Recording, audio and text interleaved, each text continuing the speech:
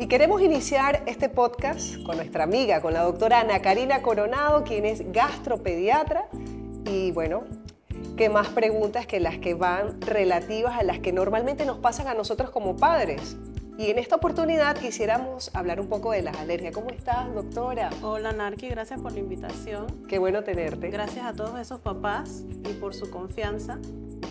Mira, hay un tema que nos preocupa a los papás porque en lo personal, cuando yo tuve a mi hijo, yo soy altamente alérgica y me preocupaba muchísimo el tema de las alergias. Y una de las cosas que me indicaron que era preferible darle leche materna o exclusivamente lactancia materna para evitar este tipo de alergia en mi hijo. Sin embargo, pasó el tiempo y mi hijo sí desarrolló tipos de alergia y hoy por hoy todavía padece de algunas. Pero quisiera que desde esta perspectiva muy personal, que de seguro los padres que nos están viendo se van a sentir identificados, tú nos hables un poco sobre este tipo de connotación y qué debemos saber en cuanto a alergia de nuestros niños.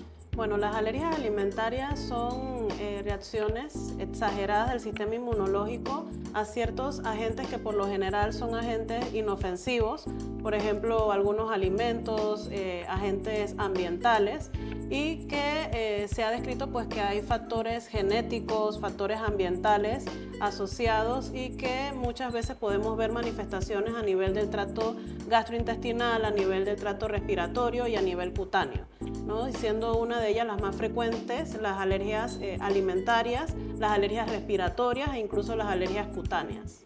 Sí, fíjate que siguiendo el hilo pues de lo que dio inicio al podcast, es que yo no sé si a la final el haberle dado lactancia materna a mi hijo durante más de 2 años le garantizó a él una protección alérgica.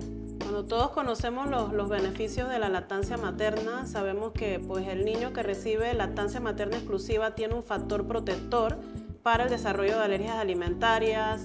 Muchos de estos niños desarrollan menos cuadros o infecciones gastrointestinales, infecciones respiratorias, incluso se habla de la disminución del riesgo de otitis o infección de los oídos.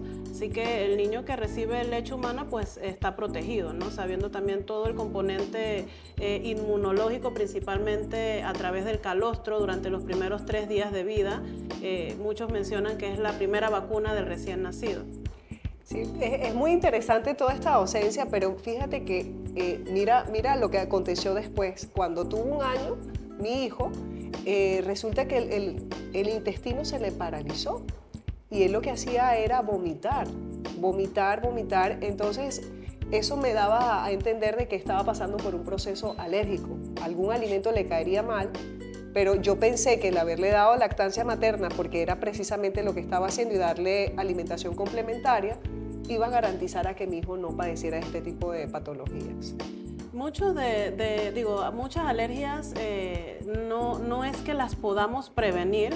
La lactancia materna, pues sabemos todos los beneficios, pero eso no exime que el niño pueda desarrollar una alergia alimentaria. Yo creo que una de las cosas más importantes es saber identificar a qué realmente o a qué alimento está reaccionando el niño antes de estar haciendo exclusiones que son innecesarias. Tú identificas, tú excluyes y tú evalúas si ese niño tiene mejoría de los síntomas con la exclusión del alimento el que esté sospechando que al que esté haciendo alguna reacción. Entonces diríamos que hay algún tipo de pruebas para prevenir de que el niño pueda desarrollar un tipo de alergia como este y que nos lleve a un cuarto de urgencia por una reacción como la comentada. Pruebas para prevenir no es tanto así. Yo creo que hay factores genéticos o factores relacionados a la historia familiar. Por ejemplo, en el caso de la alergia a leche, un niño que tenga un antecedente de familiares de primer grado, por ejemplo papá, mamá con antecedente de asma o alguna alergia, o los hermanitos que tengan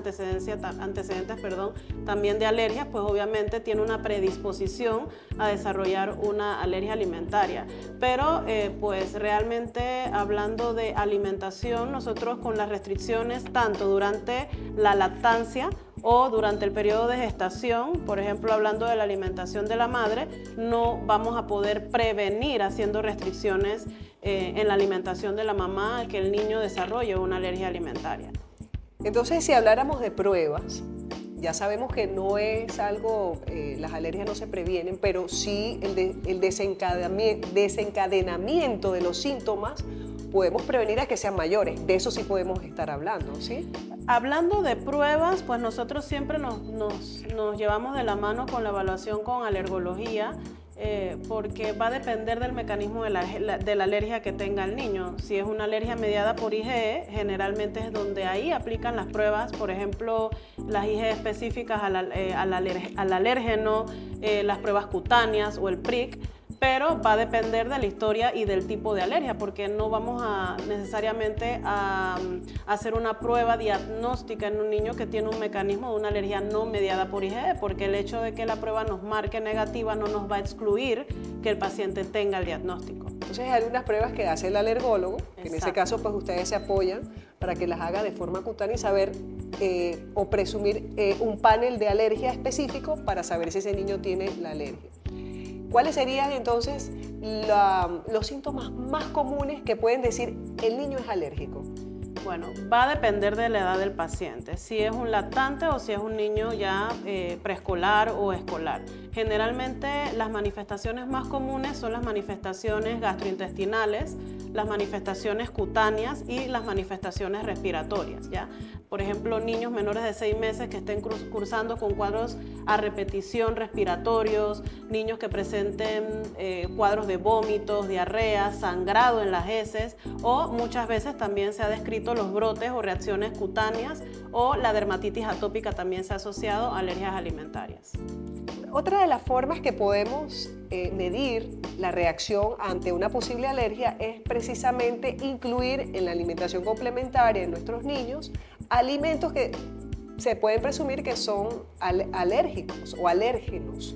¿Sería esa la mención Alérgeno, correcta? sí. Sí, el alérgeno. Entonces, ha cambiado un poco esta metodología del tiempo en que debe darse la leche, el cítrico, el huevo, etcétera, en nuestros niños. Sí, bueno, los últimos consensos, actualmente en el 2023 se publicó el último consenso de alimentación complementaria y la recomendación actual es que todos los niños al iniciar su alimentación complementaria, ya sea entre los 4 y los 6 meses o a partir de los 6 meses, es que deben iniciar los alimentos alergénicos al momento de iniciar la alimentación complementaria. Obviamente iniciando uno por semana, hablando del huevo, los cítricos, los mariscos, ya que se ha visto, y los frutos secos, que mientras más tarde tú inicias los alimentos alergénicos, más riesgo de desarrollar otras alergias alimentarias puede tener el niño. Por eso es que actualmente la recomendación es iniciar de forma temprana todos los grupos de alimentos alergénicos.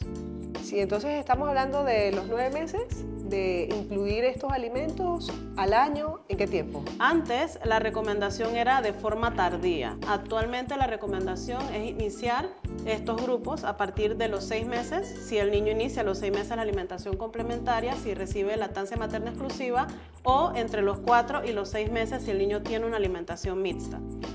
La doctora Ana Karina Coronado cuenta con una guía práctica de alimentación complementaria, la cual usted puede adquirir. Sobre todo, primero es necesaria la consulta. Claro, sí. Nosotros nos hemos dedicado a dar docencia para padres, para familias, porque son muchas las personas que están involucradas en la alimentación complementaria de los niños y tratamos de ofrecer las perlas para que se dé una alimentación variada, con la exposición de los diferentes grupos de alimentos, explicándole los diferentes métodos y cómo deben hacer la introducción de todos estos alimentos a los que generalmente todos los papás les tenemos miedo. Y recuerda, no es temor, es educación. Por eso estamos acá. Gracias por este podcast tan interesante que de seguro a todos nos va a servir de muchísima ayuda. Hasta luego.